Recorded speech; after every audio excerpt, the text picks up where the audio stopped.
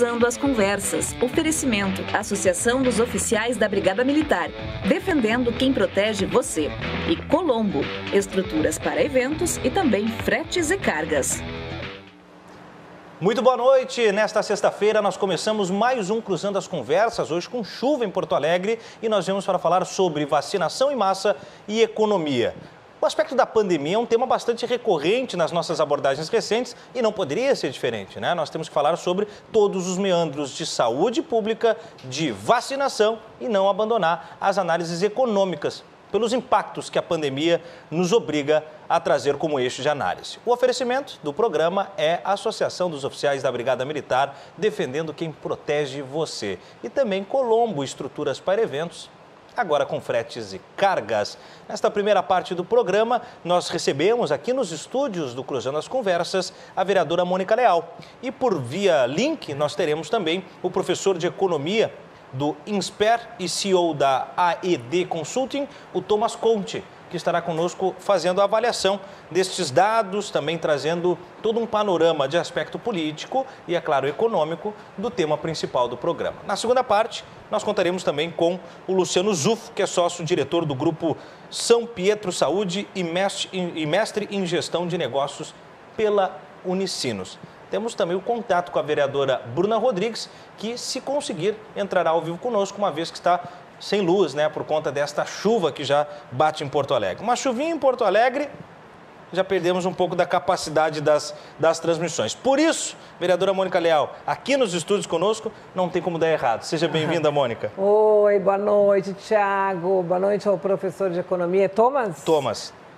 Muito bom estar aqui com vocês. Pois é, eu gosto muito de programa presencial. Estar aqui é mais seguro. Imagina, falta a luz ou a chuva, alguma confusão, ou o próprio link, né? Nós estávamos falando, a tecnologia é maravilhosa quando ela funciona. Mas se dá um problema, é um desespero. Aí tu não consegue. Trava, falta som, então, é muito bom voltar ao programa, agora sob teu comando, Thiago. Parabéns. Muito obrigado. Grande aquisição da RDC. Muito obrigado. Muito feliz. Legal, vereadora Mônica Leal. E também, agora até vou cometer uma inconfidência aqui, Thomas. Pode ser Tomás também, né? Vamos descobrir agora se eu te chamei errado. É verdade. Mas seja bem-vindo também à nossa programação do Cruzando as Conversas, professor. Olá, boa noite. É um prazer imenso estar aqui. E a respeito do nome, nem eu me importo com isso. Pode ser Thomas, Tomás, tanto faz. Maravilha. Voltamos então, Mônica. Se nós falamos em pandemia, existem dois eixos que saltam aos olhos: saúde e economia. Não tem como não abordar esses dois aspectos. Parece, a priori, que são campos antagônicos. Pelo menos é uma primeira análise que as pessoas pulam quando se fala uma coisa ou outra. Mas, obviamente, que eles estão entrelaçados, uma vez que, com as pessoas saudáveis, a economia avança, mas com a economia ativa também há uma possibilidade de recursos do aspecto de saúde. Hoje, há orientações do Fundo Monetário Internacional, do Banco Central Norte-Americano, para que se alimente a economia com vacinação em massa. E hoje acho que esse é o grande desafio do país. Politicamente falando, como é que a senhora vê a capacidade do Brasil de começar essa vacinação em massa? Bom, eu acho que é aquela famosa frase, né? A maior política econômica, ela realmente é a vacinação em massa, isso é claro. Tá? Nós já sentimos o aumento da vacinação por etapas, por idades, e a gente já sente mais segurança e movimento no comércio, nas lojas, a economia começa a andar. Agora, eu fui uma defensora, desde o início, da abertura com responsabilidade das atividades econômicas. Porque, não, como tu estava dizendo, né, as pessoas têm uma tendência de achar que saúde é uma coisa e economia é outra. Não, tá? Elas andam juntas, porque a fome mata também. Nós tivemos 15 meses, aqui eu vou falar na minha aldeia, né? 15 meses em Porto Alegre, no Rio Grande do Sul, enfim, de fechamentos. Quantas lojas fechadas, de que não irão mais abrir, restaurantes, academias, casas de cabeleireiro, quantas pessoas desempregadas, e eu não entendi o critério científico para isso, porque eu me questionava, à medida em que nós tínhamos hipermercados abertos, eu tinha curiosidade de chegar naquela pessoa que estava fazendo a contagem. Sempre tinha, né, uma pessoa na porta de um hipermercado, sim, ou medindo a temperatura ou controlando quantos entravam. E geralmente eram 800 pessoas. Tá? Então, mas eu quero entender o critério científico para o vírus não atacar um hipermercado e atacar, né, as pessoas num armarinho, numa loja de bairro que atende no máximo 10 pessoas por dia. Então, houveram coisas assim surpreendentes, assim como também nas praias. Eu soube que haviam surfistas, pessoas que iam nadar, que eram retiradas do mar com apitos, buzinas e a polícia, né? Então, muito exagero e... É tirado do mar, mas na beira da praia poderia ficar.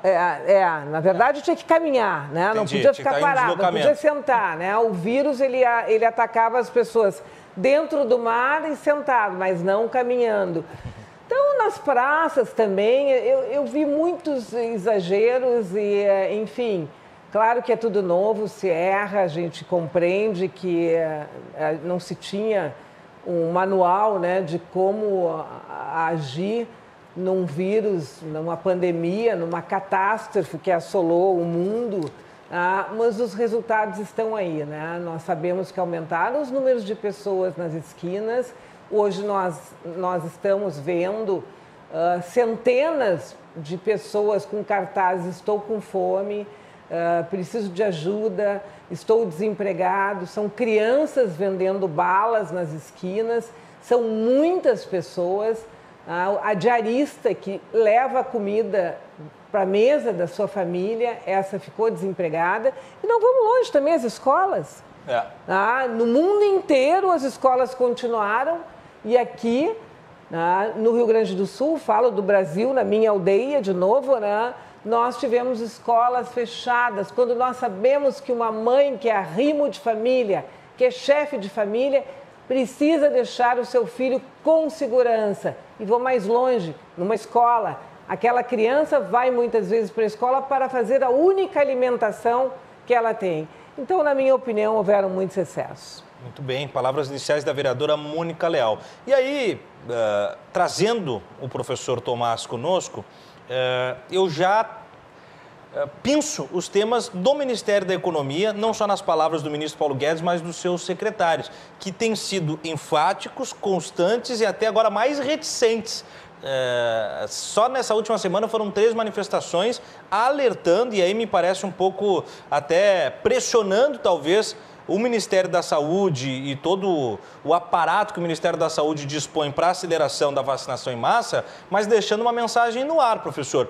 Ou se vacina em massa, ou a economia também terá uma dificuldade com base nisso. O alerta do ministro Paulo Guedes. Como é que o senhor traz para a gente uma percepção dessa fala do ministro e dos secretários e a sua análise desse contexto? Muito bem, Thiago. Acho que a pergunta é importantíssima. Eu acredito que essa posição do Ministério da Economia é absolutamente correta, sem dúvida nenhuma. Fico triste apenas dela ter vindo com muito atraso. Eu acredito que esse tipo de posicionamento era um posicionamento que poderia ter ajudado demais o Brasil se ele tivesse vindo já no ano passado. A gente pudesse ter tido esse tipo de apoio e convicção em suporte da vacinação durante as negociações com a Pfizer, que foram recusadas, quando o Brasil ameaçava não comprar a Coronavac, né, o governo federal. Eu acredito que houve muitas oportunidades para a gente ter um posicionamento mais enfático do Ministério da Economia apoiando a vacinação em massa, e estamos agora no meio de 2021 assistindo a esse posicionamento. Acho muito importante, mas gostaria de saber o que eles pretendem fazer a respeito disso.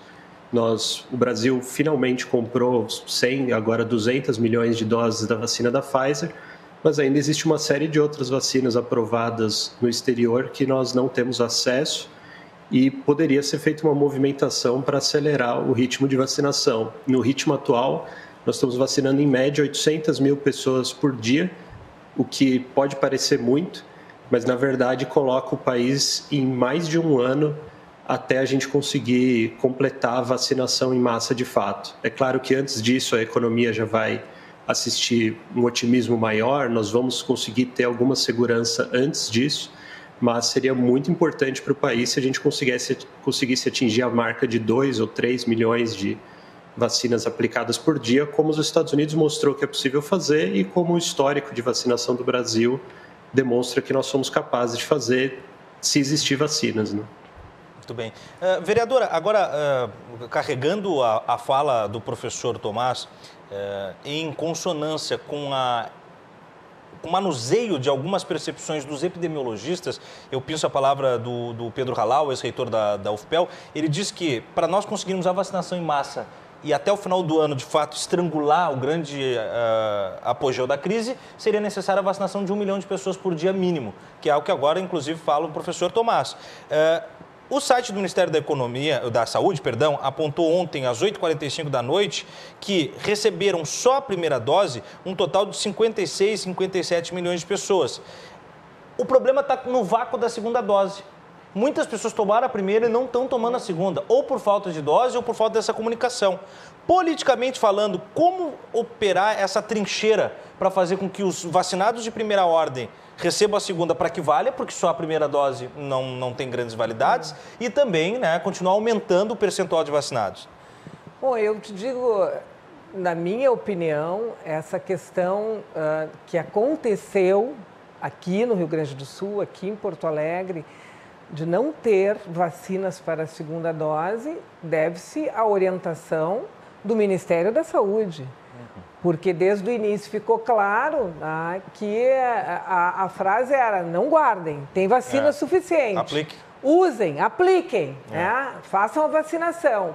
E aí, de repente, uma surpresa, não havia vacinas suficientes para a segunda dose. E aquele desespero, pânico, muitas pessoas preocupadas, passando do tempo, que é 21 a 28 dias. Dias de diferença entre uma dose e outra. Tá? Agora, então, na minha opinião, faltou uma visão de planejamento. Tá?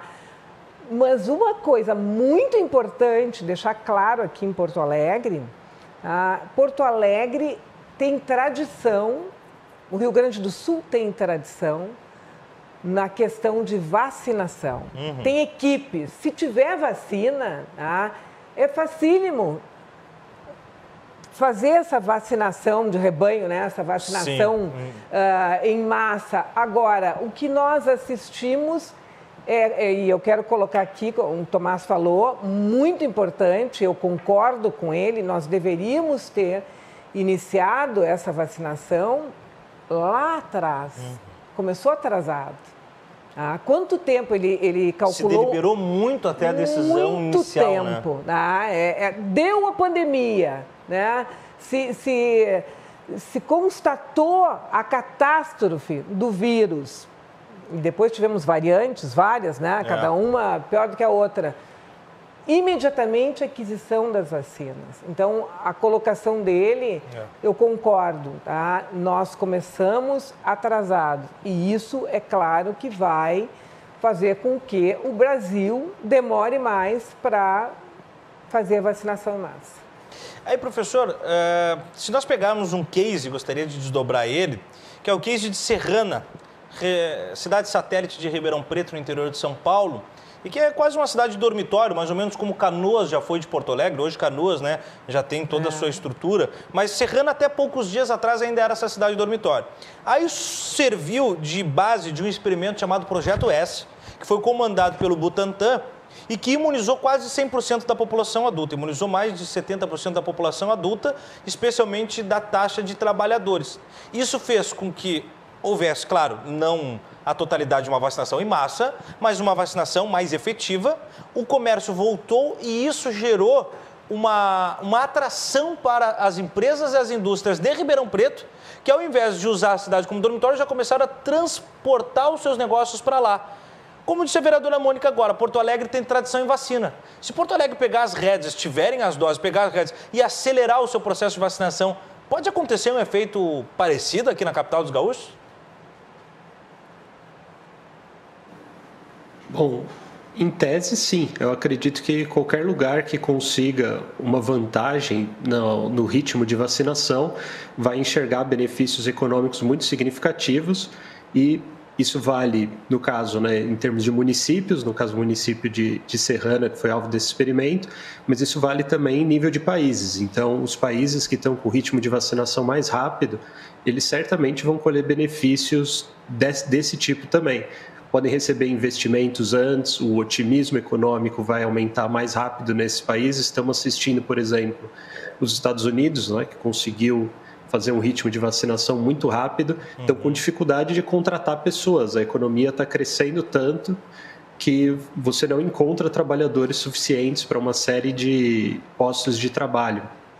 Empresas oferecendo bônus, pagamento imediato para quem é contratado no dia, na esperança de tentar contratar alguém. Então, isso é esperado. No caso, em um município, exceto Serrana ou algum município que seja alvo de uma intervenção semelhante, no Brasil, pelo menos por enquanto, vai ser difícil a gente enxergar isso acontecendo de forma espontânea, porque a distribuição das vacinas entre os municípios tem sido proporcional ao tamanho da população. É até um debate se isso deveria ter ocorrido assim, ou cidades centrais que concentram boa parte do movimento da população e têm uma densidade maior, né, como as capitais dos estados, se talvez elas não devessem ter recebido doses proporcionalmente um pouco maiores. Mas, enfim, exceto se nós assistimos à compra de vacinas por municípios ou por estados e que isso seja distribuído de uma forma diferente, vai ser difícil, fora de uma intervenção, a gente assistir algo como está ocorrendo em Serrana. Muito bem. Vereadora, tem um risco que se corre, que é o seguinte: se a vacinação não avançar percentualmente, quantitativamente, há alguns espaços que podem voltar a ser focos de uma nova cepa do vírus. Porto Alegre tem esse risco, quer dizer, a economia voltou, porque não pode ficar parada, porque senão colapsa mais do que já está, porém a vacinação não acompanhou o mesmo ritmo. Se nós tivermos focos agravados, podemos ter o abre e fecha, e isso também faz um efeito sanfona de economia. Como é que a gente pode tentar fazer uma redução de danos nesse sentido, se não conseguirmos acelerar o compasso de vacinação? Olha, eu acho que o mais importante nesse momento é a conscientização da população. Muito importante. Porque nós, de forma alguma, podemos esperar uma fiscalização. A Guarda Municipal, aqui em Porto Alegre, por exemplo, não tem efetivo suficiente para ficar fiscalizando todos os locais, né, públicos ou Ainda privados. comentei com o prefeito essa semana, 700, 800 pessoas dispersadas no dia do Clássico Grenal, no final da semana passada. Imagina dispersar 800 pessoas em um único dia. Não tem, né? Haja trabalho, né? Não tem. Haja trabalho. E também é uma coisa que é necessário, eu acho que todos nós já estamos, assim, como dizia a gíria antigamente, carecas de saber que não é brincadeira, é um vírus. E ele age no organismo de diferentes formas. Ele pode ser violento no organismo de uma pessoa, pode ser leve na outra. A pessoa pode ir para o hospital, pode ir para a CTI, entubada, outra pode ter um efeito leve, ficar em casa. Agora, quem é que vai arriscar? Não se quer isso. Ou a pessoa pode transmitir para os seus pais, para os seus familiares. Então, nesse momento, a única maneira que nós podemos e devemos, eu acho que é missão dada, missão cumprida. Nós precisamos nos conscientizar. Eu vou te citar como exemplo como tem sido a minha vida. Eu não parei de trabalhar em nenhum momento. Aliás, nos 10, 15 primeiros dias eu parei de trabalhar, eu fiquei em casa, aguardando. Depois eu toquei minha vida.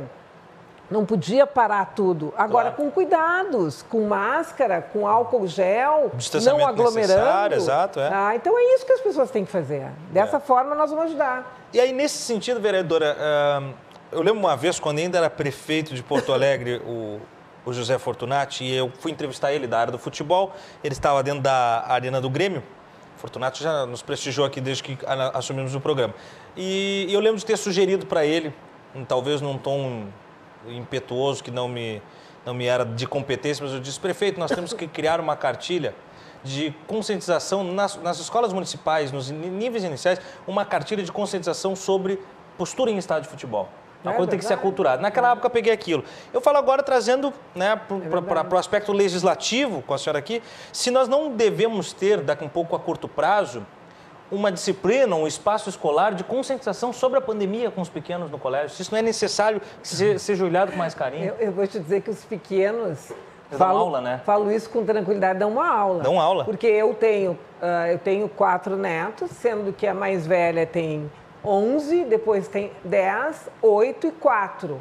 As 3 meninas, elas te dão uma aula. Não, se disser para botar massa, não precisa nem para comer, né? Então, eu acho que está faltando um manual, né, um curso... Para nem tão pequenos. Para jovens, para adolescentes, porque a aglomeração que se fala... justamente é dessa turma, as festas que fazem, né?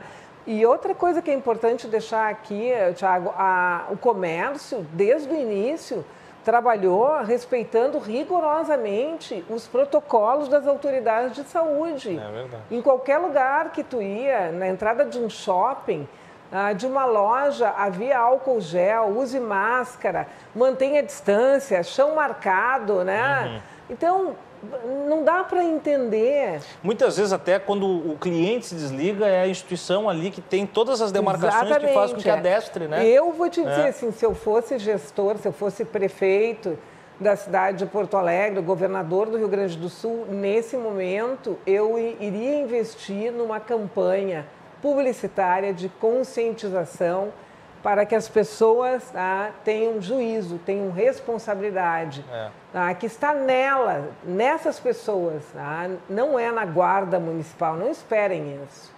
É porque a guarda municipal ela não deixa de ser uma força de segurança pública que é a última instância que deve ser utilizada. Tu vai tirar de um lugar para botar no outro, né? Para cuidar de barbados. E isso é o aspecto coercitivo, que vem na segunda camada, que não é o educativo. Exatamente. Né? Então já seria pular a primeira etapa. Professor Tomás, contrariando um pouco, ou talvez pegando uma incoerência, não sei se uma incoerência, mas pelo menos um aspecto talvez anômalo de dado econômico, gostaria que o senhor desdobrasse o seguinte. Apesar da pandemia, nós fechamos o primeiro trimestre com uma alta de 1,7% em comparação, com a economia retraiu, 2,1% em março, mas fechou o primeiro trimestre com 1,7% mais alto do que o mesmo período do ano passado. A que se deve esse avanço do índice econômico, uma vez que parece que nós estamos ainda mais recolhidos? Então, Thiago, na verdade, esse avanço já era esperado, inclusive o avanço nesse ano também, não por nenhum motivo especialmente bom, não por nenhum grande mérito do Brasil nesses últimos meses, mas simplesmente porque o ano passado foi muito ruim. Então, esse crescimento está sendo feito sobre uma base econômica de retração muito grande. Então, é perfeitamente esperado que a gente enxergue algum tipo de crescimento. Se a gente observasse decrescimento forte trimestre a trimestre em relação ao ano passado de novo, seria realmente algo espetacular, gravíssimo, mas esse pequeno aumento é algo totalmente esperado, é um efeito quase estatístico. Nem dá para comemorar então, professor? Acredito que não muito, sim. Claro que é melhor do que a alternativa, é melhor do que você ter estagnação em relação ao passado ou queda. Mas é um avanço muito tímido, dado o tamanho da queda que a gente observou ano passado. E muitas variáveis econômicas estão preocupantes. A gente está vendo o IGPM já passou de 35% no acumulado. Estamos vendo os indicadores de inflação sendo revisados para cima, cada vez mais, acima das expectativas de mercado. O lado fiscal, nós tivemos um orçamento totalmente anômalo, que furou o teto de gastos, né? Sim. O governo, no ano passado, se endividou muito, realizou um déficit fiscal imenso. Esse ano nós não vamos ter condição de fazer um impulso econômico como ocorreu no ano passado. Então, todo o decrescimento que a gente viu no passado foi a despeito do maior esforço fiscal entre países da América Latina. Então, esse ano isso não vai acontecer de novo. Então, por enquanto, eu não vejo esses números como fortemente animadores. O que está puxando um pouco a economia brasileira, a gente está vivendo um boom de commodities, então os preços de commodities exportadas pelo Brasil estão subindo. E, claro, a situação internacional hoje é muito melhor. Embora o Brasil esteja com a vacinação lenta, grandes economias do mundo estão com a vacinação muito mais rápida ou com a epidemia controlada. Então, isso melhora muito a conjuntura econômica do Brasil também, em relação ao ano passado, quando estava o mundo inteiro numa incerteza tremenda. Muito bem, certo. Vereadora, antes da gente encaminhar o nosso papo também, o que cabe no seio do aspecto legislativo municipal para ofertar em projeto ou iniciativa que seja um lastro de avanço ou de seguridade da economia? Quais tipos de iniciativas são cabíveis e que, por exemplo, estariam em andamento já? Olha, a Câmara Municipal, Câmara de Vereadores, como eu sempre digo, né, de Porto Alegre, é uma Câmara da capital do Rio Grande do Sul. Então, ela tem uma responsabilidade muito grande nesse período de pandemia todo, trabalhar de diferentes formas. Eu vou te citar como exemplo a economia que ela faz. Uhum. Os vereadores todos, os 36 vereadores, se uniram com o objetivo de economizar o máximo para que aquele dinheiro fosse enviado para o Executivo e usasse no combate à pandemia. Isso vem sendo feito já. Eu não peguei a pandemia. Quando eu fui presidente da Câmara, que foi em 2019, a minha economia anual foi de 45 milhões. Tá? Eu enviei para o Executivo para ajudar em outras questões. Já o vereador Pujol pegou a pandemia, fez a economia, a devolução e mandou para o Executivo para combate da pandemia. Combate à pandemia. O mesmo está fazendo o Márcio. Mas existem vários projetos também pensando nessa questão de como ajudar parcelamento, ideias que se faz através de projetos indicativos para o prefeito, parcelamento do IPTU, refis, tá? Tudo isso são ideias que vêm surgindo, né? De cada vereador que apresenta. E nesse momento, como eu digo, é importantíssimo, e é o que a gente tem tentado fazer no Legislativo Municipal, que os projetos, eles não tenham de forma alguma nenhuma... A gente vai votar não pensando de quem é o projeto. A pandemia, nesse momento, o bem comum, o interesse de ajudar o próximo, ele tem que sobrepor a ideologia partidária e a sigla política. Então, a Câmara vem fazendo muitas ações em conjunto. Legal. Tá? Acho que essa é uma notícia para acalmar corações aflitos também dos telespectadores, porque não dá para politizar ou criar tecido ideológico numa doença que é inimigo de todos. Não, né? Seria erro crasso. É uma forma, assim, seria muito triste, né, nesse momento, e eu vejo que a Câmara está consciente. Né? E o prefeito Melo, ele tem uma característica, sabe, Thiago, muito, muito importante. Ele é um homem de diálogo. Sim. E além de ser um grande gestor, ele conhece a cidade como a palma da mão dele.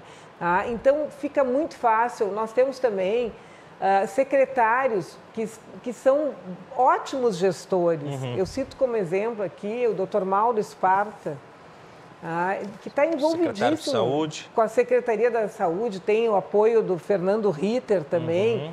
Nós temos o Coronel Iqueda no comando da Secretaria da Segurança. O Iqueda entende alguma coisa de segurança, Nossa, né? O Iqueda foi comandante da Brigada Militar. Nós temos o André Machado, que está numa secretaria... também uma coisinha ali, né? Maravilhosa ali, né? De questões... Grande, André.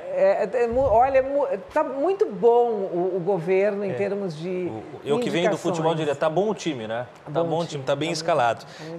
Vereadora Mônica Leal, antes da gente encaminhar também, eu tenho uma pergunta muito específica sobre um projeto seu, mas queria uma análise antes do projeto também sobre os players e os panoramas possíveis, né? Daí levando para... Nós teremos eleições em 2022 e me parece que o tema eleitoral de 2022 vai ser quem conseguir entregar uma melhor retórica e um melhor serviço sobre pandemia. Essa vai ser a base, né, da retomada econômica, porque a pandemia não acaba em 2021, dezembro. A gente até teve essa sensação em 2020, né? Parecia que o ano viraria e ele terminaria ali com a virada do ano, na contagem regressiva. Então, talvez em 2022 ainda estejamos nesse âmago de pandemia, mas o candidato que tiver essa plataforma mais clara, talvez tenha vantagem ou não passa por aí. Olha, a gente viu isso nos Estados Unidos, né? Pois é. O Trump foi um exemplo, tá? Ele, na minha opinião, perdeu porque justamente... Foi o mau combatente de pandemia. Ele não soube... É que o bem maior do ser humano é a saúde. Sim. Tá? Ora, então, num problema desse, tu tem que focar, priorizar e tu não pode, de maneira alguma, minimizar. Nós tivemos... Qual é o número no Brasil, digamos... 450 mil perdas, mil já vidas. passou de 450 mil vidas. É quase meio milhão, né? Quase meio milhão. É muita perda, né? E todos nós temos um amigo, um parente, um conhecido, e não parou por aí. Então, eu penso que as eleições de 2022, a gente não tem como fugir dessa pauta saúde, quem administrou, como foi a forma, não existe, pelo menos para mim, na minha concepção. Claro. Como eleitora, mas não... Como eleitora, como política, eu já tenho 20 anos de caminhada política. Tá? Se é um problema que afeta a população, a todos nós, né, nós temos que nos colocar no lugar do outro sempre. A minha regra de ouro é essa. Tá? Eu sempre que vou fazer um projeto, que eu tenho uma decisão importante na minha vida política, eu me coloco no lugar daquela pessoa. Como eu me sentiria? E vai ser isso que vai acontecer. Eu não tenho dúvida que no ano que vem as pessoas vão fazer essa análise, esse julgamento. Eu espero que até lá os nossos gestores, quem está no comando, entregue o que nós queremos, que é a vacinação em massa, né? E precisamos mais do que queremos, né? Mais do que nunca. Vereadora, antes de me despedir da senhora, eu vou seguir com o professor Tomás e a gente vai para o segundo bloco na companhia também do Luciano Zufo, que é mestre em saúde e gestão de negócios da Unicinos. O seu projeto recente sobre a distribuição de absorventes em escolas municipais. Gostaria que a senhora desdobrasse um pouco. Eu achei brilhante o projeto, parabéns pela iniciativa, porque ele toca justamente nisso que a senhora falou, a entrega da dignidade humana.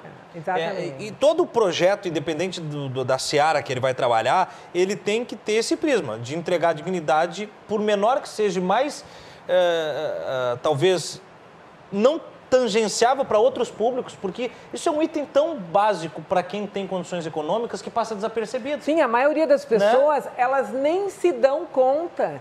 E te confesso que isso não é um defeito, eu também demorei, imagina só agora vim fazer um projeto desse, eu poderia ter feito meu primeiro mandato, eu estou no quarto. Pois é. Então, não é um defeito nem nada, mas vejam bem, eu protocolei um projeto que prevê a distribuição de absorventes para estudantes na faixa etária de 12, 13, 14, adolescentes, com dificuldades econômicas. Que legal. Crianças que estão saindo, aliás, que deixam de ser crianças, que são jovens que não têm dinheiro para comprar um produto de higiene básico, que é um absorvente. Exato.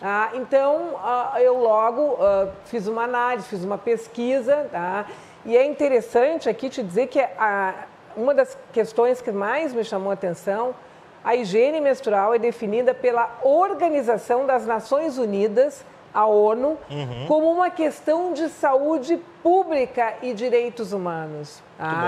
E essas adolescentes, quando elas estão nesse período, elas chegam a faltar 45 dias de aula. Imagina. Porque não têm condições de frequentar a escola, elas não têm esse absorvente. Elas ficam por constrangimento. Constrangidas, elas ficam envergonhadas. Então, são crianças de 12 a 14 anos. E segundo uma pesquisa realizada em 2018, por uma das empresas que lideram o segmento de absorventes, 22% das meninas brasileiras de 12 a 14 anos não têm acesso a produtos de higiene adequados nesse período. Então, eu entrei com um projeto para que as escolas de Porto Alegre, elas distribuam. É claro que vai ter um controle, né? Claro. Fica a critério da Secretaria da Saúde com as escolas, Assim como tu oferece merenda para aqueles que não têm condições de se alimentar. Um complemento, né? Vai ser feito dessa forma. E aqueles que, esses dias, acho que um cidadão me perguntou, mas e precisa? Não entendi porque eu questionei, até achei um certo preconceito. Que bobagem, né? Ele falou, mas e por que não é bobagem a distribuição de preservativos de camisinha? Pois é. No carnaval, lembra disso? É. Então, eu acho que está na hora de nós pensarmos nessas pessoas que já eram pobres e estão cada vez mais pobres por esse advento da pandemia. As crianças estão voltando às salas de aula e essas jovens precisam, sim, de dignidade, de ajuda como algo para a sua higiene, uma necessidade básica. Uma necessidade básica e toca não só na dignidade humana, como na saúde, vereadora, porque daqui um pouco mais a contenção equivocada do período menstrual de uma jovem, ela gera uma série de sequências de doenças que vem de decorrência disso. Então, é um trabalho de atendimento à saúde e é um trabalho de atendimento à dignidade humana. Parabéns pelo projeto. Bom, fico feliz que tu gostasse do projeto. E olha, de 12 a 14, 22% das meninas faltam aulas, 45 dias, e não tem... Tem um déficit educacional. E 26% na faixa etária entre 15 e 17 anos. Nós estamos aí falando de, muitas vezes, abandonar a escola, a evasão escolar, é o que nós não queremos. Muito bom, muito bom. Vereadora Mônica Leal, eu já agradeço a sua participação, que seja a primeira de muitas aqui comigo no comando do programa. Né? Estamos entre pares, né? Uma vez que estamos entre jornalistas, então muito obrigado. Seja sempre bem-vinda e até uma próxima. Gostei muito, Thiago, quero te agradecer, pode me chamar, no mínimo me comprometo de estar aqui uma vez por mês para trazer notícias do Legislativo. Um abraço ao nosso economista, ao jovem economista, não sei se é Tomás ou Thomas, mas foi um prazer estar aqui. Um abraço, mãe.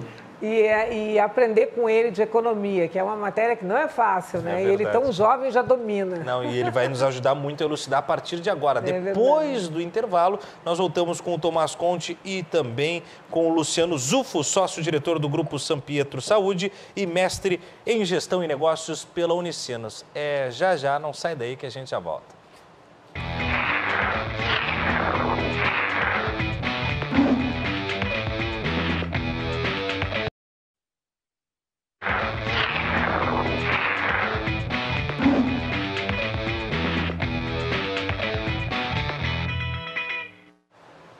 Voltamos com o Cruzando as Conversas desta chuvosa noite de sexta-feira para falar sobre vacinação em massa e economia. As relações e também as dissonâncias que os dois tópicos trazem em tempos de pandemia. O Cruzando as Conversas chega num oferecimento de Associação dos Oficiais da Brigada Militar, defendendo quem protege você. E Colombo, estrutura para eventos, agora com fretes e cargas. Você sabe também, né? Na RDC Shopping, que você acessa pelo rdcshopping.com.br, você encontra produtos da melhor qualidade. Então não perde essa. Magras Praia de Belas, o combo da Beleza Magras, que conta com hidratação facial, termolipo e drenagem localizada, um combo completo com desconto especial de R$ 257 por apenas R$ 159. De R$ 257 por apenas R$ 159 é só no rdcshopping.com.br. Acesse e não perca nenhuma das nossas novidades, produtos e as melhores promoções. Nós já tínhamos na linha o professor Tomás Conte, professor de economia do Insper e CEO da AED Consulting.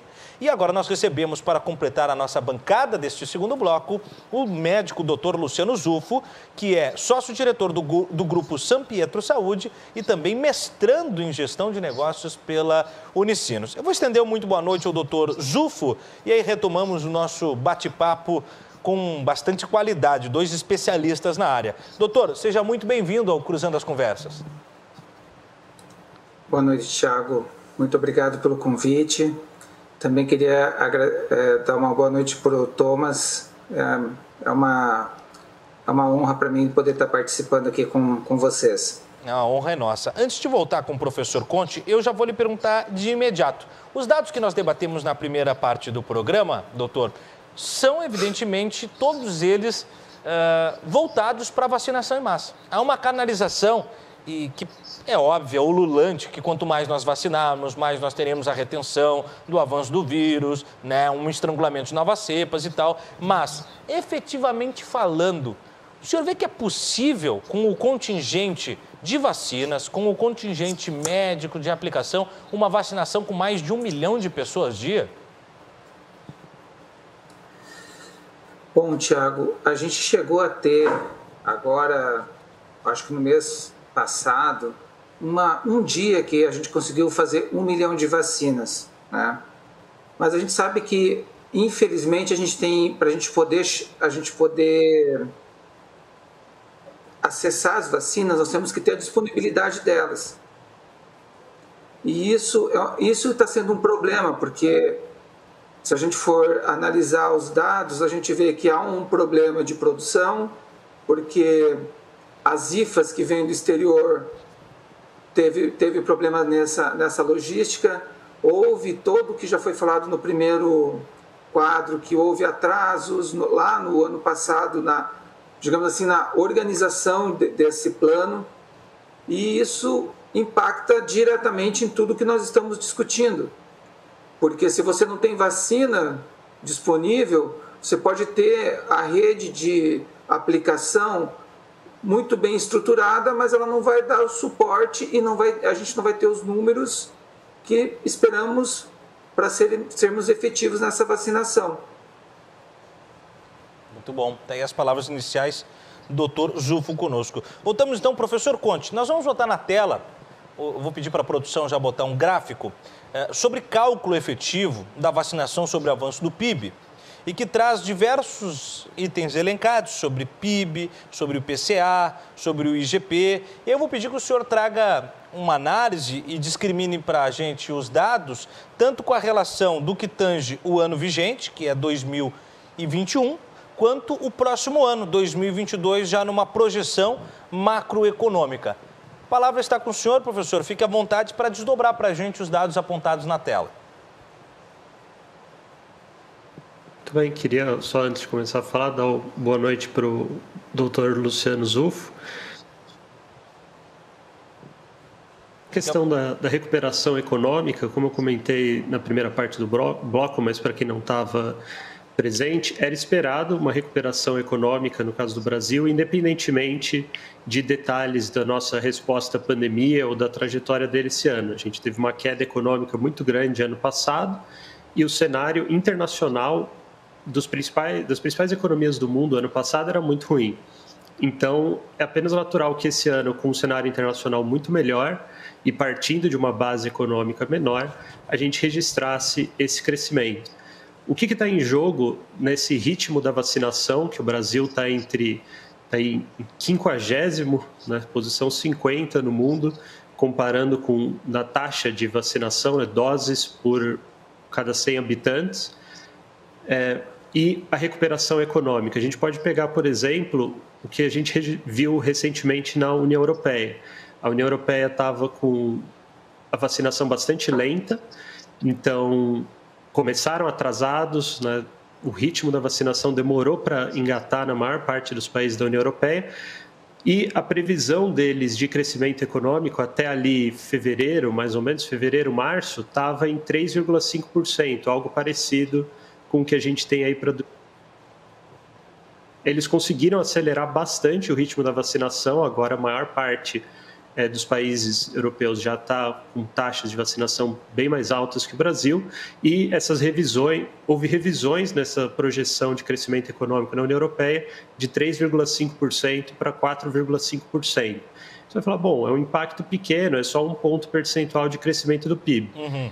Sim, só que o PIB da União Europeia é de 15 trilhões de dólares, então 1% de crescimento econômico a mais por conta de uma vacinação mais rápida e um cálculo bem bruto, bem simples, a gente está falando aí, né, de 150 bilhões de dólares. Com certeza já é um valor maior do que eles gastaram com todas as vacinas possíveis que eles poderiam comprar. Então faz diferença esse ritmo da vacinação, faz diferença o otimismo que isso cria das pessoas conseguirem vislumbrar um fim para essa pandemia, né? E os empreendimentos, né? Os negócios, os empreendedores conseguirem ter uma confiança maior no futuro para realizar investimentos. É muito difícil você comprometer seu capital e mobilizar seu capital em um cenário que você não sabe se vai estar seguro daqui a 2, 3 meses ou se a gente vai estar vivendo mais uma onda, né? Muito bom, perfeito, muito obrigado pela didática, professor. Doutor Zufo, um dos setores que mais tem projeção de crescimento após uma estabilidade da pandemia é a indústria. O outro setor é a saúde. Por que motivo a saúde avança? Por conta de um atendimento à pandemia ou ela avança também em critérios de retomada de outros tipos de aspectos de saúde que são deixados de lado por conta da pandemia? Como é que o senhor vê, assim, num eixo de gestão de negócios, que justifique um aumento na empregabilidade da área da saúde? Bom, a gente teve a saúde foi um gargalo. A gente sabe que o Brasil, apesar de ser exemplo em muitas áreas da saúde, a gente sabe também que há um déficit muito grande em leitos, em você ter acessibilidade das pessoas à saúde. Isso, querendo ou não, gera uma expectativa, e a pandemia fez com que muitos investimentos que estavam ainda parados fossem acelerados devido à necessidade de leitos de UTI. Se a gente só vê em leitos de UTI, se a gente pegar no Rio Grande do Sul, houve um incremento de quase o dobro dos leitos de UTIs que existiam, e isso gera todo um aumento na economia no setor saúde, porque são leitos que demandam equipamentos, demandam infraestrutura, e isso faz com que a engrenagem da saúde aumente digamos, o poder econômico ao redor dela. Uhum. Mas eu vejo também, eu acho que uma das coisas que a gente tem que analisar é que, como o Thomas colocou muito bem, quanto mais a gente demorar para a gente conseguir ter esse número de vacinados suficientes ou vacinar toda a população, nós vamos ter um efeito rebote que a própria saúde vai causar na economia. Porque a gente está tendo atraso em diagnósticos, por exemplo, de pacientes com câncer, de pacientes de doenças crônicas, que esses pacientes e essas doenças, eles afetam diretamente depois em alguns indicadores da economia. Por exemplo, se eu tenho pacientes que não são diagnosticados precocemente de algumas doenças crônicas, esses pacientes eles vão ter complicações dessas doenças e provavelmente eles vão acessar a previdência ou outros modos de financiamento social ou até privado por invalidez causadas por essas doenças. E já há um receio da próprio setor saúde que vai vir uma onda de doenças. Por exemplo, o ano passado, 49% de diagnósticos de câncer de mama não foram feitos a menos. Isso vai criando o que a gente chama de um rabo, uma cauda de foguete, que isso vai vir depois. E isso vai estrangular já um setor que já estava com problemas sérios, além de uma queda que a indústria teve, apesar de alguns setores da indústria terem um aumento de empregabilidade. Você teve, por exemplo, só no Brasil 90 mil empresas fecharam em 2020. E isso impacta muito na saúde suplementar, que muitas dessas empresas tinham planos empresariais para os empregados e, teoricamente, essas pessoas vão ter que procurar um outro modo de atendimento. Então, é difícil a gente prever o que vai acontecer sem olhar todos esses aspectos. É complexo você prever o que a pandemia... Ela pode até ter aumentado no primeiro momento, mas provavelmente nós vamos ter que nos estruturar ou reestruturar muito melhor, para o futuro. Belo detalhe trazido, doutor, por conta desse rebote, né? É algo que tem que ser levado em consideração. As pessoas têm que pensar muito também sobre a qualidade de vida a curto prazo, na manutenção dos exames de doenças graves, de doenças que não podem esperar, mas também entendendo o quanto comporta a estrutura de saúde de atendimento, haja vista essa demanda da pandemia, né? Belos dados para a gente pensar também no quanto a Previdência pode se fragilizar por conta disso. É interessante, a gente vai desdobrar isso. Eu vou voltar com o professor Conte. Professor, eu tinha perguntado à vereadora Mônica Leal no primeiro bloco, mas também gostaria da sua opinião sobre esse paralelo que pode ser traçado. Um deles é, se nós pegarmos Porto Alegre como pano de fundo, há uma iniciativa autônoma da cidade, através da sua gestão de prefeitura, da sua gestão do prefeito Sebastião Melo, em assumir as rédeas do controle do distanciamento social, com critérios próprios que não necessariamente acompanham os critérios pré-estabelecidos pelo governador do estado e que é um tanto quanto arriscado. É sim uma oxigenação do caráter econômico, mas pode promover com uma abertura imediata de todos os setores focos de Covid na cidade. Se nós tivermos focos, há uma possibilidade de fechamento, né, e nova retração da economia. Com isso, o abre e fecha, ele é mais danoso do que um lockdown?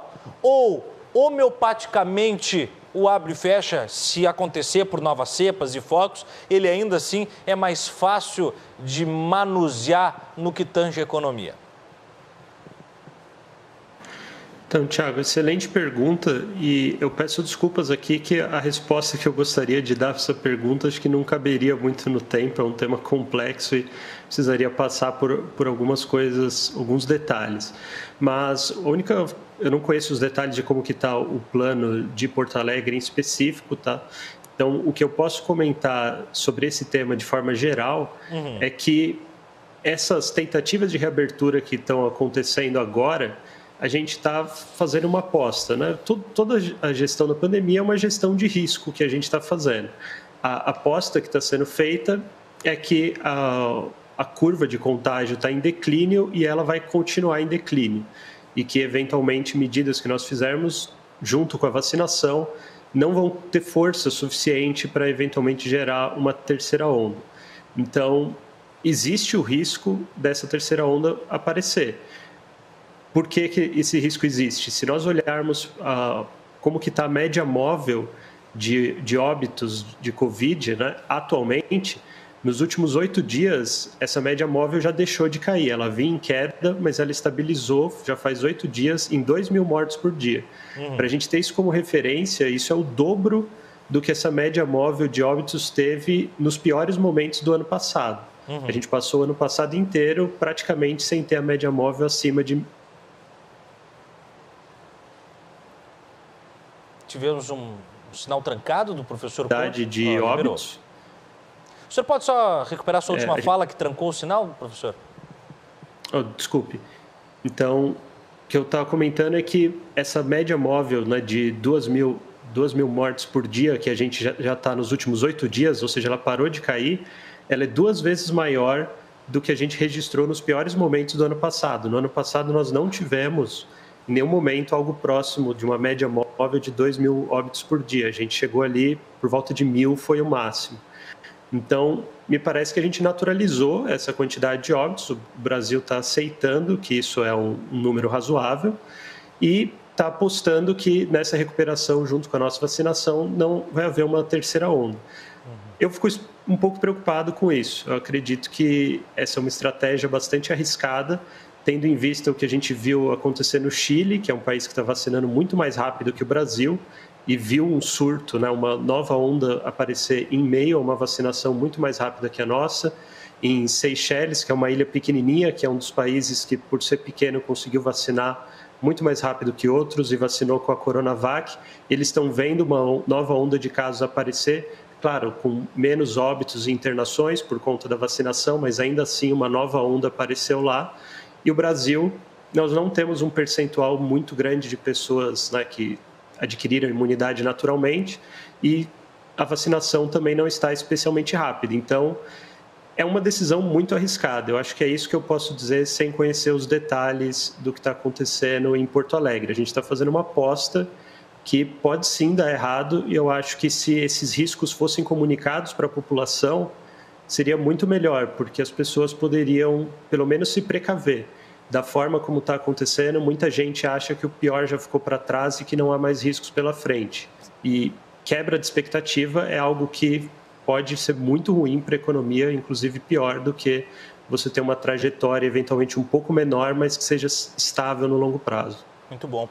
Só explicando, professor, aqui em Porto Alegre a iniciativa do prefeito foi a reabertura total de todos os setores, só que cada um respeitando particularidades que são referentes ao seu seio de trabalho, né? Então, restaurantes terão uma capacidade X de ocupação, eventos terão uma capacidade de níveis de ocupação dos espaços de eventos, de outras estruturas, regras de distanciamento em escolas, em transportes públicos, enfim, né? Há uma especificidade dentro de cada área, tentando criar o refluxo dessa economia que estava estancada, e mantendo o máximo de seguridade no que toca o distanciamento social e o controle da pandemia, dentro do que é possível, né? Contando com o respeito às regras e uma conscientização, que era o que a gente falava com a vereadora Mônica Leal no primeiro bloco.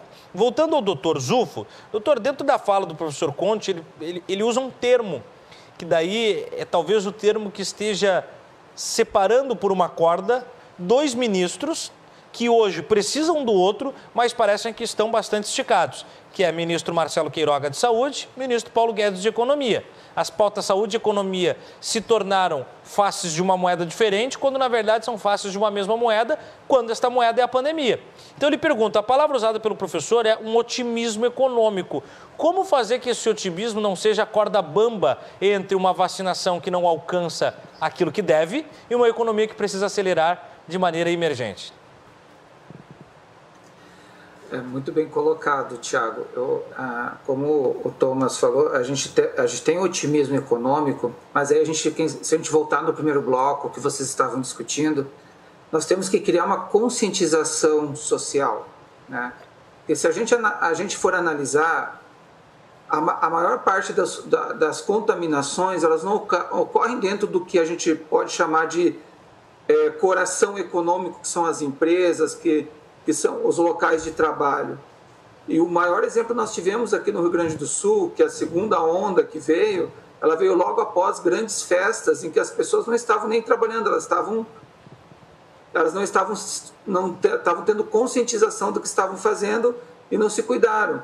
E analisando isso dentro das empresas, a gente vê isso muito, muito, muito claro.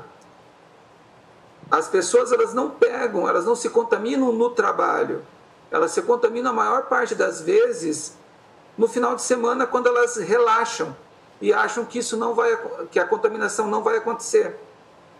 Então, assim, não tem como você separar saúde e economia. Eu acho que essa separação que houve lá no início da pandemia, em 2020, eu acho que foi crucial para a tomada de decisões errôneas que fizeram assim, muitas das consequências dessas decisões estamos colhendo e vamos continuar colhendo, justamente por dissociar que quem falava de economia estava quase cometendo um sacrilégio, porque não estava pensando em vida, mas a vida precisa da economia também. Você não tem como você pensar que um pai de família, que às vezes ele precisa do trabalho diário dele, ele vai ter que ficar em casa e ver sua família às vezes passando fome, né? E se a gente vem para o lado da educação, então isso é muito mais grave. Se a gente for pensar, olha só que lógica que tem não colocar os professores como grupo prioritário na vacinação. Se a gente sabe que a vacinação não é você não fica imunizado na primeira dose. E aí, às vezes, você vai ter 3 meses aí que professores vão ter que esperar entre a primeira e a segunda dose. E aí, assim, fez a primeira dose, vai voltar à escola. Porque quem vai nas periferias das nossas cidades, menos aqui em Porto Alegre, na grande Porto Alegre, às vezes a escola também é o local onde a criança tem alimentação, que ela é retirada do risco, às vezes, de sofrer um abuso. E nós estamos aí há 1 ano e 4 meses, em muitos lugares, ainda com as crianças dentro de casa, e muitos desses pais não podendo trabalhar. Às vezes até por causa das crianças que estão lá, eles não têm como deixar. Então, essa dicotomia que foi criada entre economia e saúde, eu acho que prejudicou todo um relacionamento que poderia ter feito, ou até um modus operandi que poderia ter sido criado para essa pandemia, que provavelmente ela vai criar problemas para a nossa sociedade por muito tempo. Muito bem apanhado, doutor Zufo. Eu partilho da sua ideia, o senhor é brilhante na sua explanação. Professor Conte, o senhor separou para a gente, mandou para a nossa produção, uma tabela com alguns dados e indicadores para que nós desdobrássemos. Eu vou pedir para a produção botar na tela e, mais uma vez, pedir que o senhor, com a mesma habilidade didática que, no primeiro momento, nos atualizou sobre os dados de PIB, faça a análise dos dados que o senhor apresenta para a gente. Por favor. Muito bem, Thiago. Nesse gráfico nós temos, não sei se a visualização está muito boa, né, por conta da quantidade de países, mas nós temos aí os 100 países que estão com as maiores taxas de vacinação por 100 habitantes no mundo. Foram incluídos apenas países com mais de 500 mil habitantes, para não pegar países pequenos demais. Então, o que a gente vê é que o Brasil está ali em 50º no cenário internacional. Mas vejam que curioso, né? Se a gente não tivesse a vacina da Coronavac, a gente estaria ali na posição 91, né? No 91º. Teríamos aplicado doses de vacinas, né, em apenas 6 de cada 100 pessoas no Brasil. Lembrando que isso aqui não está considerando a soma de primeiras com segundas doses. Então, esse gráfico, eu construí ele para a gente ter uma noção de como que está no cenário internacional geral. Então, a gente vê que muitos países já estão se aproximando de 60%, 70%, 80%, né, da população tendo recebido alguma dose de vacina, embora, de novo, isso aqui esteja somando primeira e segunda dose. E, com isso, é natural que a gente enxergue um maior otimismo econômico daqui para frente, né? O cenário internacional está muito bom.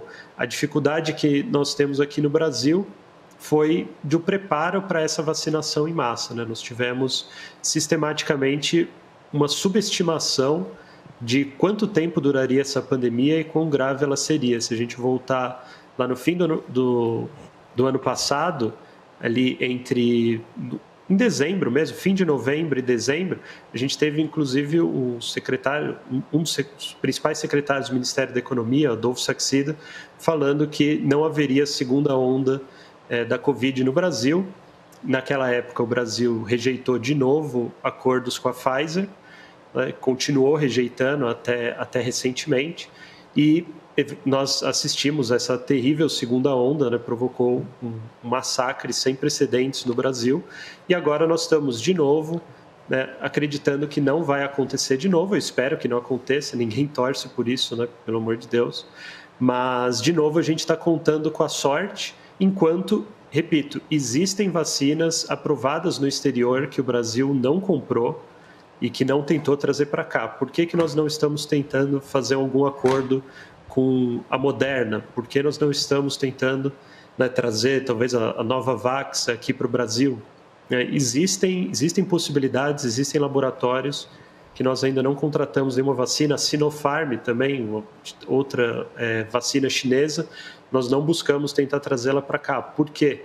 Então, acredito que muito mais poderia estar sendo feito para ajudar a saúde e a economia no Brasil, se não fosse essa iniciativa que a gente viu do governo do estado de São Paulo de trazer a Coronavac para cá. O Brasil estaria em absolutos maus lençóis e vai saber como que teria sido essa segunda onda se nossa vacinação tivesse sido ainda mais atrasada e ainda mais lenta e a gente tivesse até agora com só 6 de cada 100 pessoas recebido qualquer dose.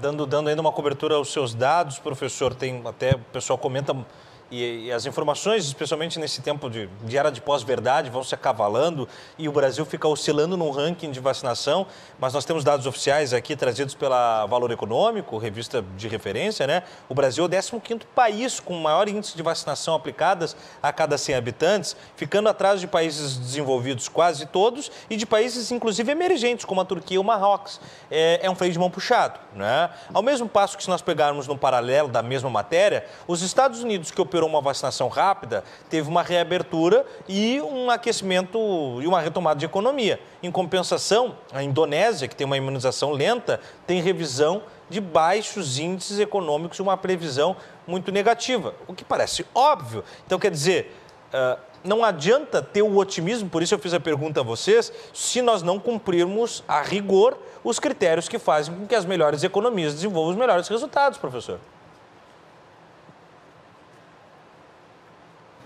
Perfeito. Acredito que é isso. Eu não conheço esse ranking do valor econômico. Eu imagino que eles devem ter algum outro critério de exclusão. Talvez eles tenham excluído uma quantidade maior de países, né? Eu fiz esse recorte em países com mais de 500 mil habitantes. Talvez eles estejam considerando só países com mais de sei lá quantos milhões de habitantes e por isso que o Brasil aparece em alguma posição diferente. Os principais índices populacionais. É por isso. Os principais índices populacionais eles buscaram.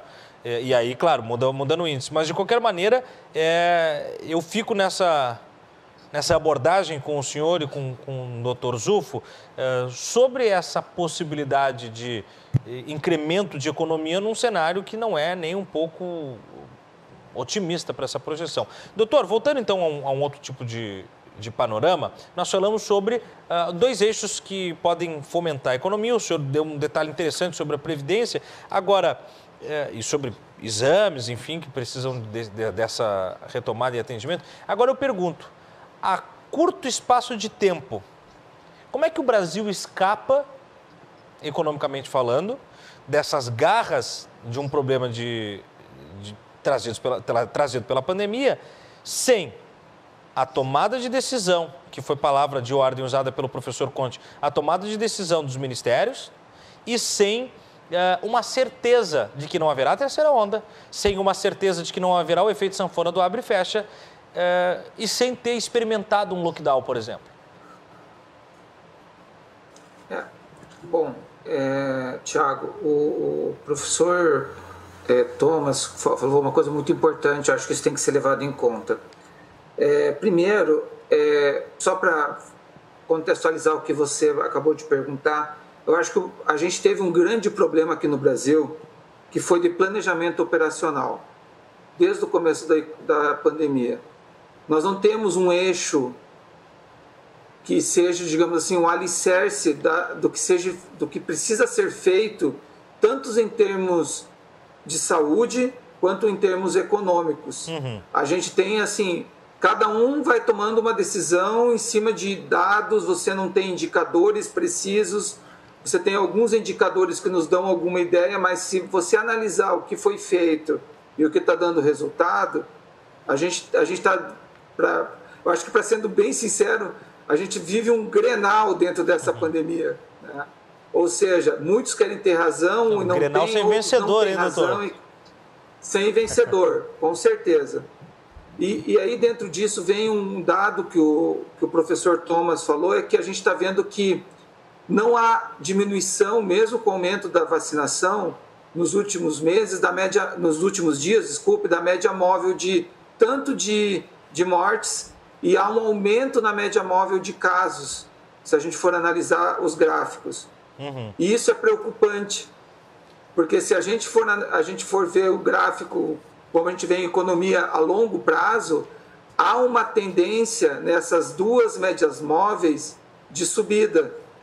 E aí está o grande perigo, porque se nós chegarmos numa terceira onda, e como podemos chegar com o nível de vacinação que nós temos e com a saturação que o sistema de saúde já passou e mostrou em muitos lugares que não consegue conter essa saturação, inclusive com dificuldade de medicamentos, com caos, com falta de medicamentos para o tratamento dos pacientes graves de Covid, pode ser que essa terceira onda, pelo caos da saúde, gere um caos muito maior na economia. Porque aí, assim, aquele otimismo que se tinha, até de investidores, e que a gente vê que há isso, se a gente analisa os dados, isso pode gerar um problema de rebote, que os investidores não vão mais acreditar no que está sendo tomado como política econômica e como política pública de saúde dentro do país.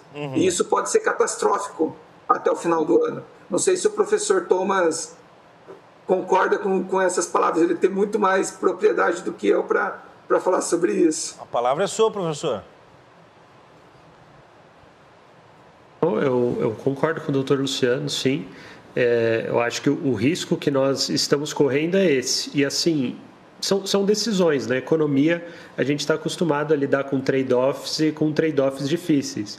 Inclusive, por exemplo, essa situação tensa, né, que a gente vê entre a questão dos empregos e medidas de saúde pública, em economia a gente enfrenta isso no cenário macroeconômico, né, a relação entre medidas contracionistas na economia, né, que eventualmente vão causar efeitos negativos no emprego no curto prazo, mas que podem ser necessárias para controle da inflação e para outras medidas necessárias de estabilidade econômica de longo prazo.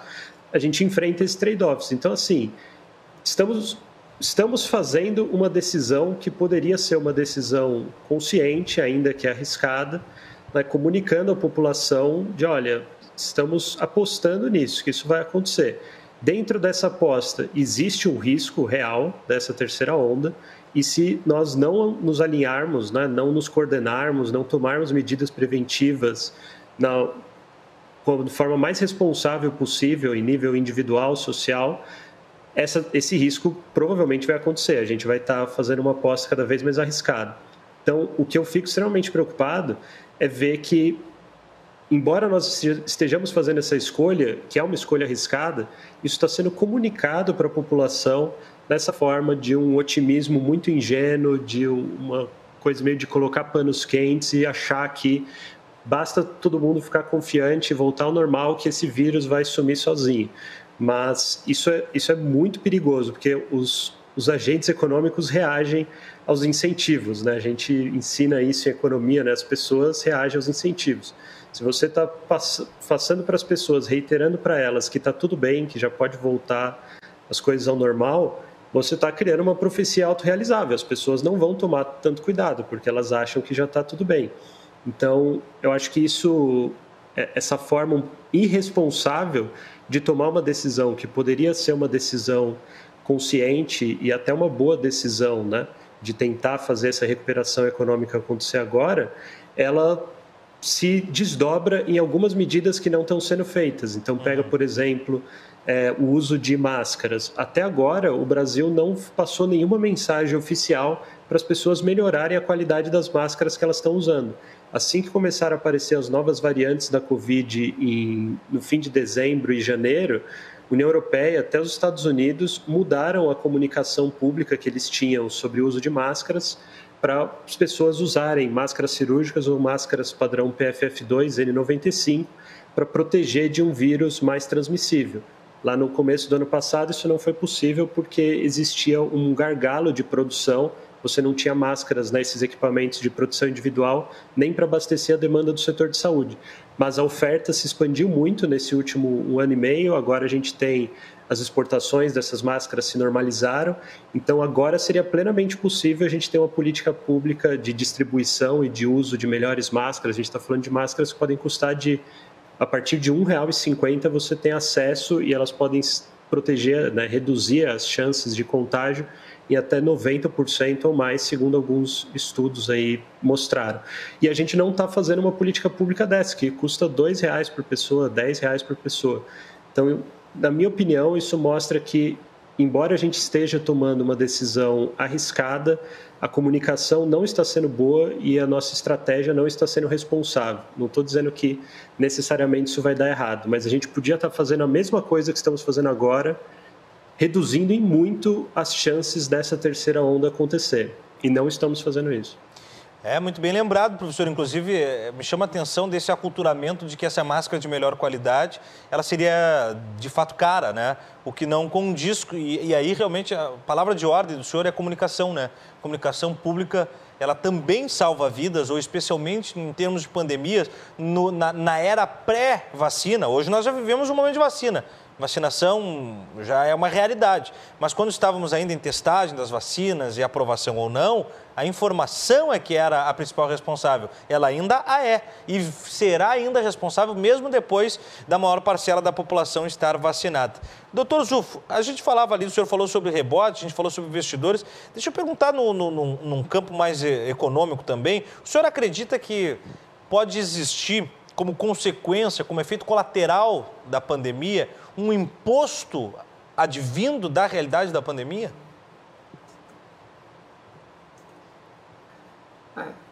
É difícil a gente tem alguns sinais que estão... Acho que a gente vai viver isso, até porque eu vejo que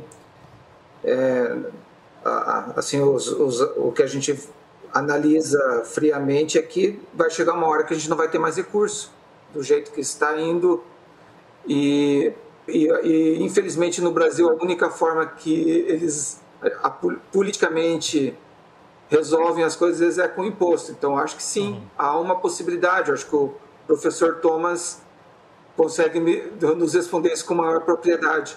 Mas eu queria aproveitar... Claro, por favor. Uma coisa que o Dr. Thomas falou a respeito de educação e de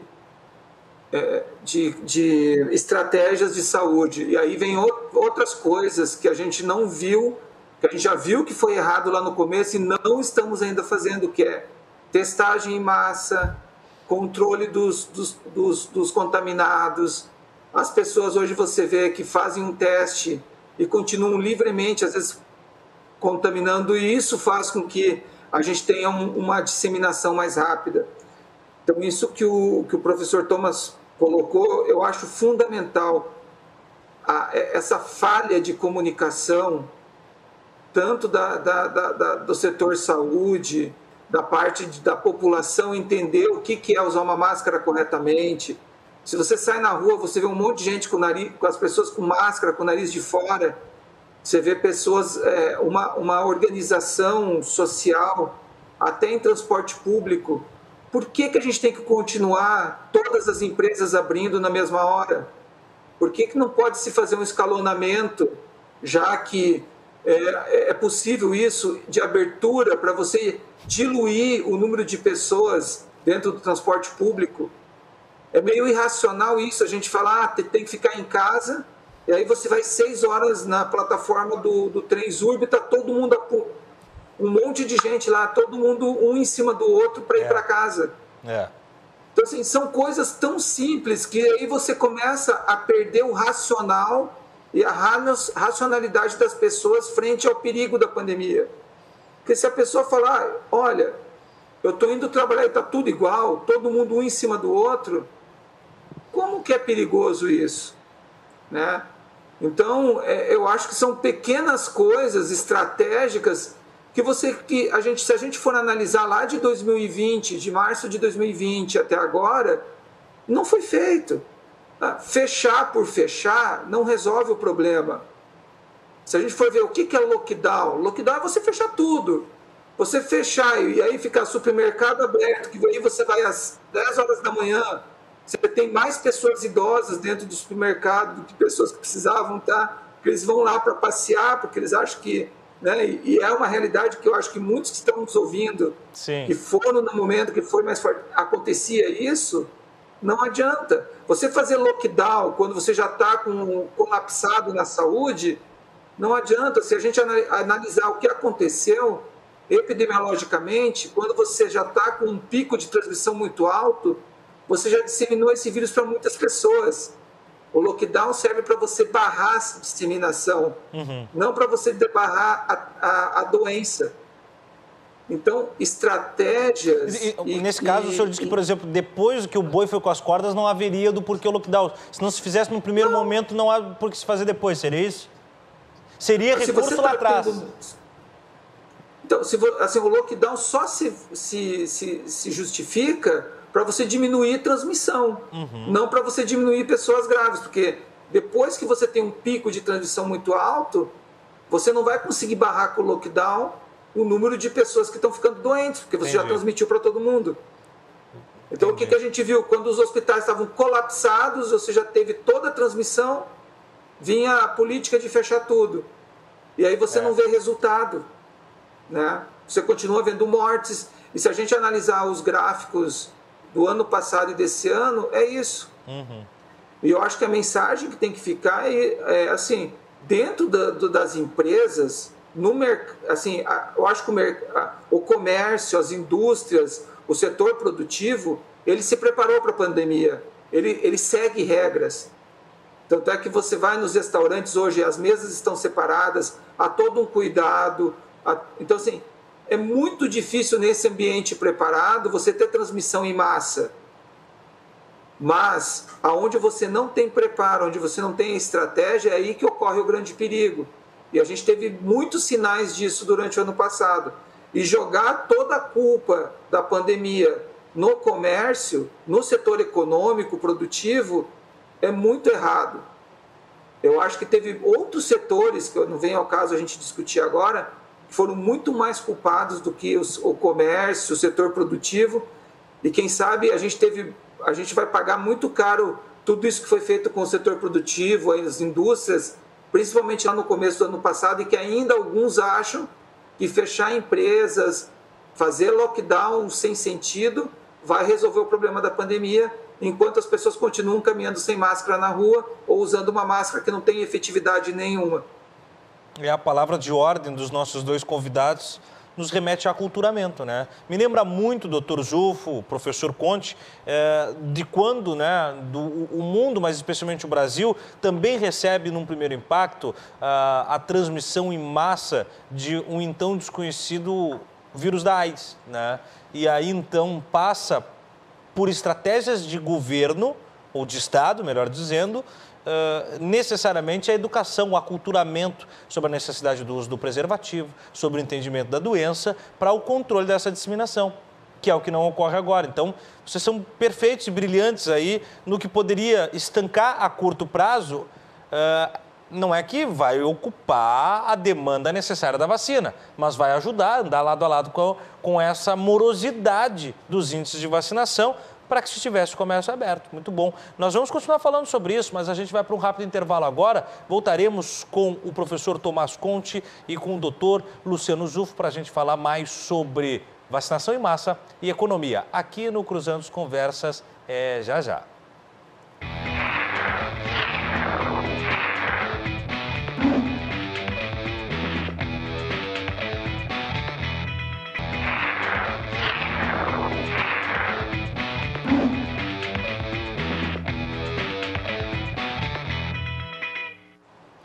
Voltamos com o Cruzando as Conversas desta sexta-feira, trazendo os temas de vacinação em massa e os impactos deste teor na economia. O oferecimento do programa chega sempre para a Associação dos Oficiais da Brigada Militar, defendendo quem protege você.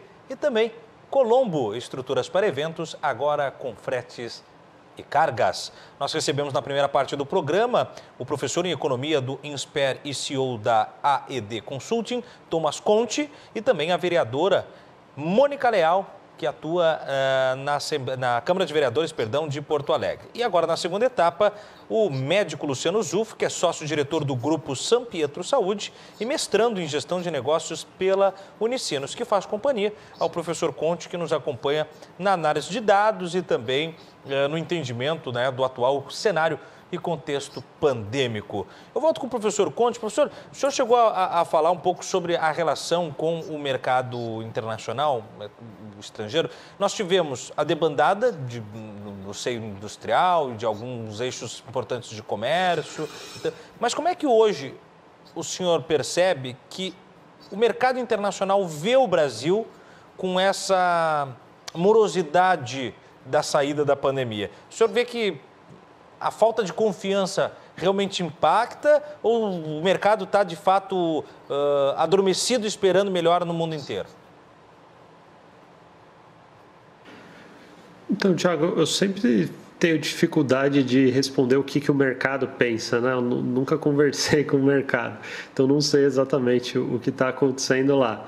Mas, assim, falando em linhas gerais, usando alguns raciocínios econômicos, né? O que a gente pode pensar é assim, se é um investidor internacional, pensando em que países pode valer a pena você colocar seu dinheiro. Você vai pesar não só as oportunidades de ganho, mas também o risco na hora de alocar esse capital. O que a gente tinha ano passado? A gente tinha basicamente todos os países do mundo na mesma situação de incerteza. Ninguém sabia exatamente o que estava acontecendo, o que fazer, quão grave seria, qual seria o futuro. Então, todas as economias tiveram uma queda. E isso é importante. Todos os países caíram basicamente ao mesmo tempo. E aí, a partir dessa queda inicial, que foi comum a quase todos, os países que tiveram uma resposta melhor à pandemia conseguiram assegurar, né, tornar o ambiente seguro para a população, viram a economia recuperar mais rápido. A gente teve aí países que até cresceram no passado, né, o Vietnã, China e outros países, Taiwan. E no contexto atual, qual é o problema que nós temos, ou qual é o dilema que nós temos? Que a situação não é mais essa. A gente já tem uma diferença muito grande entre os países. A gente tem países que estão com a vacinação muito rápida e que já vão ser ambientes seguros e que já vão assistir essa guinada econômica, enquanto alguns outros países que vão estar com essa combinação de epidemia descontrolada e vacinação lenta. Para um investidor internacional, isso hoje tem um peso em termos de custo de oportunidade muito maior, porque ele tem aonde aplicar o capital dele de forma segura, com segurança de longo prazo, com previsibilidade de longo prazo. Ele sabe que se ele colocar o dinheiro dele nos Estados Unidos hoje, ele vai ter esse capital em um lugar que vai estar bastante seguro do ponto de vista epidemiológico e com economia em franca recuperação. É uma situação diferente se a gente olhar para a situação do Brasil hoje, né? De a gente não saber se vai acontecer essa terceira onda ou não, da gente ter um horizonte de mais de um ano partindo, né, da atual média de vacinação para a gente conseguir fazer a vacinação em massa de fato. Então, eu acredito que o Brasil esteja sendo visto com bastante receio e provavelmente é uma opção inferior a uma série de outros países que estão, outras economias que estão no mundo hoje. Com exceção, faço aqui a ressalva da área de exportação de commodities, que a gente está vivendo sim um boom de commodities e esse setor está absolutamente pujante hoje no Brasil. Muito bom, professor. Doutor Zufo, o senhor atua na linha de frente do Covid. O senhor poderia traçar um paralelo do mesmo período do ano passado e agora? O que muda para vocês que estão aí nessa verdadeira trincheira enfrentando o vírus, essa falta de aculturamento que a gente falava, falta também de estrutura e uma série de demandas dificultadoras, mas qual o paralelo traçado em mesmos períodos? Bom, Thiago, eu acho que houve um aprendizado de como conduzir essa doença, né? Porque no início do ano passado, por mais que você tivesse informações, quem estava na linha de frente não tinha ainda como analisar isso e atender de uma maneira com certeza o que tinha que ser feito. Eu acho que hoje a gente tem muito mais segurança. Eu acho que os próprios números que a gente vê sendo desenhados nos trabalhos, que a gente vê nos grandes hospitais que estão atendendo pacientes todos os dias, e a mortalidade está diminuindo, os pacientes estão saindo com menos sequelas do passado, e isso também influencia muito a gente pensar a longo prazo. Porque hoje um dos grandes problemas que nós estamos enfrentando são as chamadas síndromes pós-Covid, que são os pacientes que ficaram com sequelas da doença e que vão precisar de todo um protocolo de reabilitação, e isso não tem como negar que influencia e muito em toda uma sociedade que a gente tem como contexto, né? Muito bom. Professor Thomas Conte, doutor Luciano Zufo, nossos convidados de hoje. Nós vamos às considerações finais e eu começo com o professor Thomas Conte, a quem eu agradeço por estar conosco desde o começo do programa, disponibilizando a sua agenda e nos ajudando a entender dados econômicos, fazer projeções e também ambientar o paralelo que há entre saúde e economia nessa grande aba chamada pandemia do coronavírus. Muito obrigado, professor. Tiago, eu que agradeço, foi um prazer, foi uma honra estar aqui, poder conversar com você. Agradeço também o Dr. Luciano, que está aqui conosco, também gostei muito de aprender com as palavras dele. A mensagem que eu queria deixar aqui, talvez não seja a mensagem mais otimista, mas também como divulgador científico dessa situação da Covid, eu tento fazer esse trabalho, é o que eu sinto que é minha responsabilidade social fazer. Diante de todo esse contexto que a gente tratou aqui nessa última 1h30, eu realmente tenho a recomendação que eu tenho para fazer, pessoal, tentem se proteger o máximo possível. Você que está ouvindo a gente, busque se informar sobre essas máscaras melhores, padrão PFF2, N95, elas são baratas, não são caras, né? Tome as medidas preventivas o máximo que você puder, né? Então, quem ainda consegue ficar em casa, é melhor, vale a pena ficar. Quem precisar sair, use essas máscaras melhores, né? Padrão PFF2, N95, você vai estar muito mais seguro do que com uma máscara normal. Busque espaços mais ventilados e com menos pessoas, que isso reduz muito a taxa de transmissão, porque infelizmente o contexto que a gente tem é de uma falha e uma irresponsabilidade muito grande, não quero usar palavras mais fortes aqui, mas houve um fracasso em termos de políticas públicas no Brasil. Houve uma desorganização, houve uma falta de medidas efetivas. Então, o que a gente pode realmente fazer é se proteger. Isso não é o suficiente para estancar a pandemia, nossa proteção individual, mas pode ser o suficiente para proteger nós mesmos, pode ser o suficiente para proteger nossa família, amigos, né? Então, não sejam levados por um otimismo muito prematuro ao ponto de não tomar essas proteções individuais. Até que a gente se vacine, a nossa vida corre perigo e vale a pena a gente fazer essas medidas preventivas. Não é caro, você pode fazer mesmo saindo de casa sem problema nenhum e isso pode efetivamente salvar você ou pessoas queridas. Então, é essa mensagem que eu tenho, vamos pelo menos tentar se proteger em nível individual, que é o que restou nesse momento. Muito obrigado, professor. Também muito obrigado, doutor Luciano Zuff, por colaborar conosco também sobre dados do aspecto de saúde, sobre informações da teia econômica e sobre especialmente o aculturamento, que é uma palavra de ordem usada por vocês dois e que tem que ficar como legado do nosso programa para que as pessoas tenham outro comportamento para escaparmos, como pudermos, desta pandemia. Muito obrigado, doutor. Bom, eu queria agradecer, Tiago, pelo convite, agradecer por ter passado esse tempo aqui escutando o professor Thomas. Eu acho que a gente sempre aprende muito. A gente da área da saúde, às vezes a gente foge de economia e matemática, mas a gente vê que cada vez mais isso é importante. Mas eu acho que o Thomas tocou numa coisa muito importante. Eu acho que a gente não pode achar que está tudo bem. Eu costumo ver no hospital que as pessoas só dão valor e só começam a realmente acreditar que essa doença pode causar alguma coisa quando alguém muito próximo é acometido ou, às vezes, quando as pessoas, aí, numa questão pior, perdem um familiar. Então, isso que você falou, a educação, a cultura de pensar no outro, da gente respeitar o outro, tem que cada vez mais estar no nosso dia a dia, na nossa sociedade.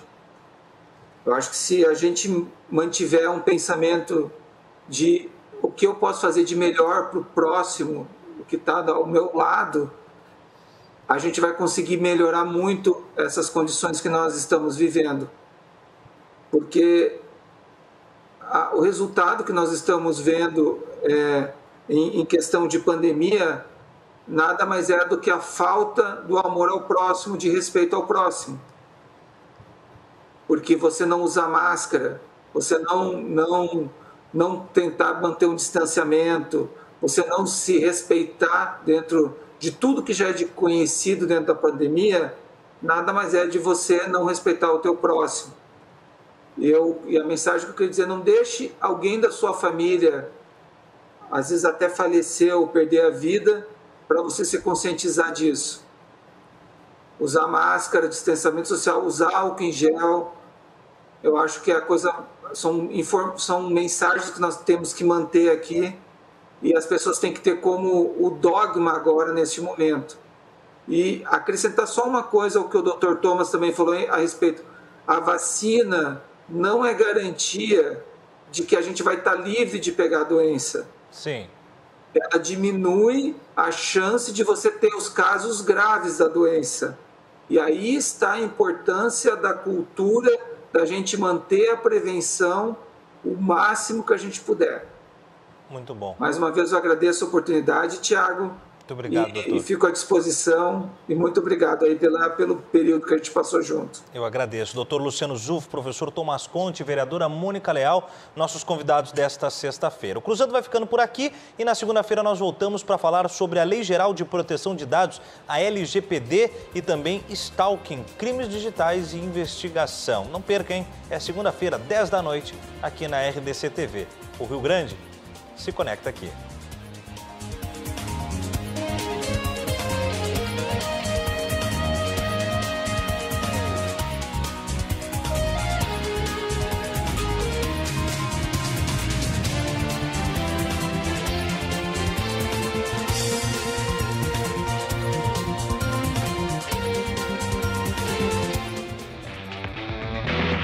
Cruzando as Conversas. Oferecimento. Associação dos Oficiais da Brigada Militar.